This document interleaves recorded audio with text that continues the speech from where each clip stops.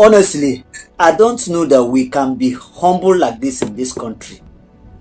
Do you know that if you check today, we're all on equal line in this country? We're equal as it is now. Since the tweet of Donald Trump till death, we're just like same level, same political status, same economic status, same fiscal power status in this country since the issuance of that statement that is coming to intervene in our insecurity. Sometimes, things happens like this for good. Sometimes, even in an organization, when that organization keep moving without staff briefing, there's people that almost after some days they need to be recalled back to drawing board. They need to be recalled back to be reminded of their constitutional or organizational responsibility. That is the level that we are today in this country, Nigeria. Nigeria has been long overdue to have been called to order. Long overdue. Who's supposed to call this country to order? Supposed to be our leader. But the leaders are not living by example.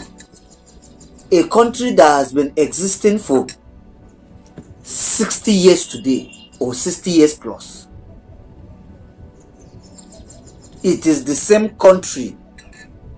It is the same country today that has been operating as if there's no leader, there's no president, there's no governor, there's no so on and so forth. But since the United States of America, the mother of all nations, issue a stance on the insecurity that has been ravaging this country today, everywhere quiet. Both our politicians, both our government officials that has been feeling themselves as if they are gods on earth today, everywhere is quiet. We are now living at the same level.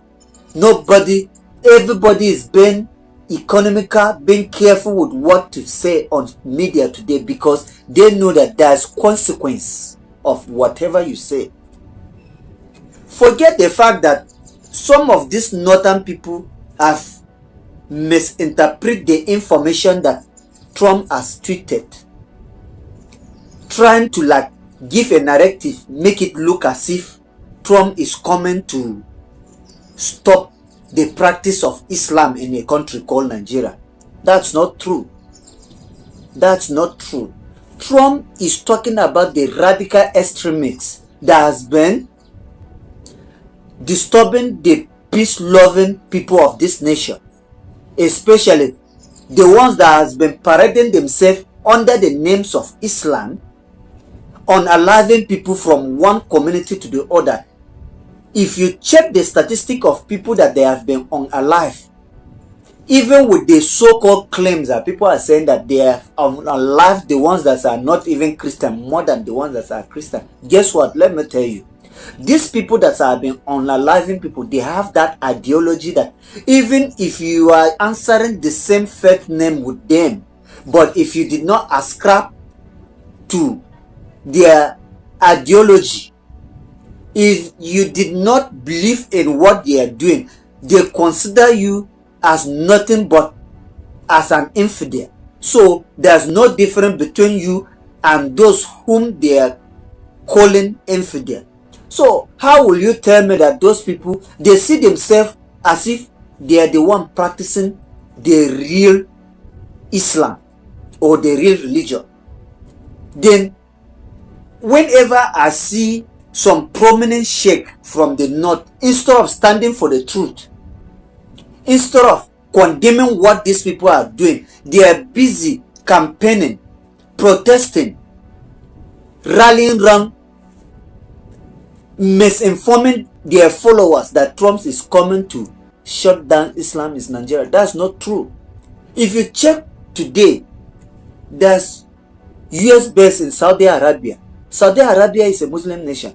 There's US base in Kuwait. There's US base in Somalia. There's US base in Qatar. There's US base in Jordan.